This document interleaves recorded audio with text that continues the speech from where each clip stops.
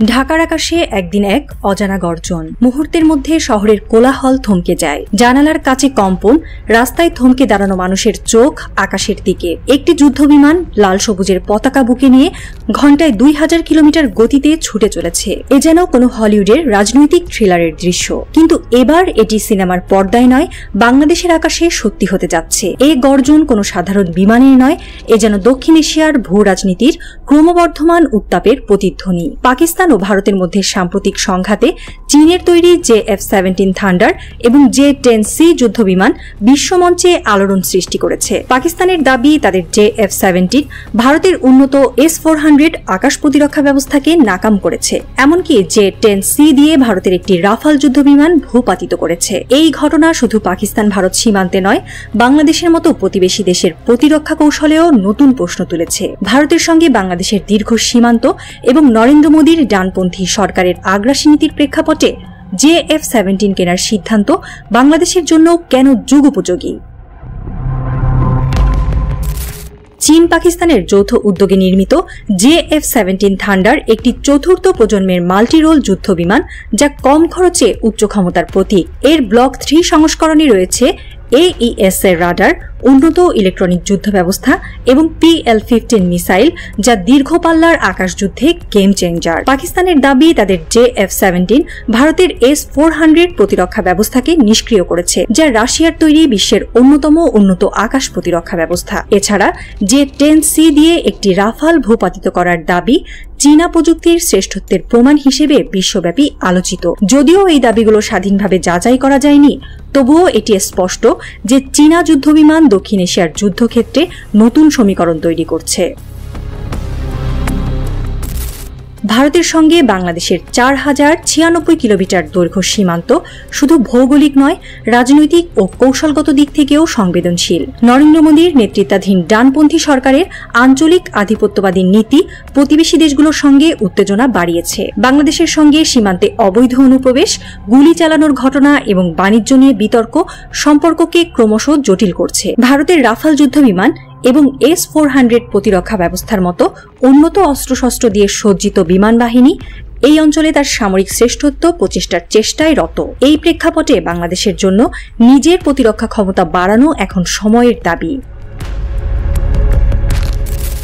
বাংলাদেশ বিমান বাহিনী বর্তমানে F-7 এবং MiG-29 এর মতো পুরনো যুদ্ধবিমানের উপর নির্ভরশীল। ফোর্সেস গোল 2030 পরিকল্পনার অধীনে আধুনিকীকরণের লক্ষ্যে JF-17 থান্ডার কেনার সিদ্ধান্ত নিয়েছে বাংলাদেশ। এই যুদ্ধবিমানের কম খরচ, রক্ষণাবেক্ষণের সহজতা এবং উন্নত প্রযুক্তি এটিকে বাংলাদেশের জন্য আদর্শ পছন্দ করে তুলেছে। JF-17 এর সঙ্গে PL-15 মিসাইল এবং চীনা HQ-9 আকাশ প্রতিরক্ষা ব্যবস্থা একত্রিত করলে বাংলাদেশের আকাশ প্রতিরক্ষা ক্ষমতা উল্লেখযোগ্যভাবে বৃদ্ধি পাবে। ডিফেন্স সিকিউরিটি এশিয়ার প্রতিবেদন অনুযায়ী বাংলাদেশ প্রাথমিকভাবে 16টি JF-17 কেনার পরিকল্পনা করছে এবং পাকিস্তানের সঙ্গে এ বিষয়ে আলোচনা চলছে। এই সিদ্ধান্ত ভারতের জন্য কৌশলগত উদ্বেগের কারণ হয়ে দাঁড়িয়েছে।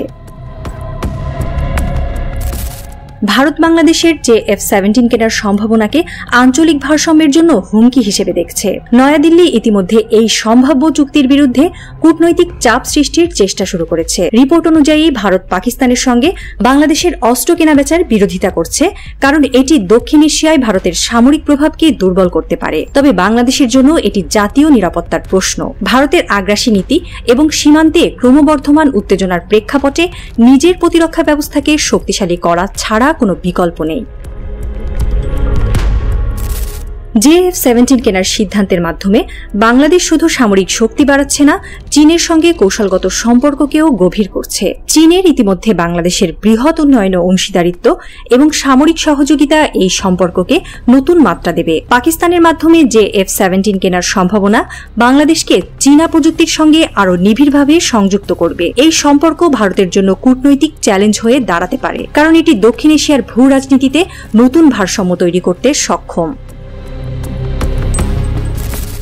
JF-17 থান্ডার কেনার সিদ্ধান্ত শুধু একটি সামরিক পদক্ষেপ নয়, এটি বাংলাদেশের স্বাধীনতা ও সার্বভৌমত্বের প্রতীক। ভারতের আঞ্চলিক আধিপত্যের বিপরীতে বাংলাদেশকে নিজের শক্তি প্রমাণ করতে হবে। JF-17 এর মতো উন্নত যুদ্ধবিমান বাংলাদেশকে আকাশে নিজের উপস্থিতি জানান দেওয়ার সুযোগ দেবে। এটি শুধু প্রতিরক্ষার জন্য নয়, প্রয়োজনে আক্রমণের ক্ষমতাও প্রদর্শন করবে।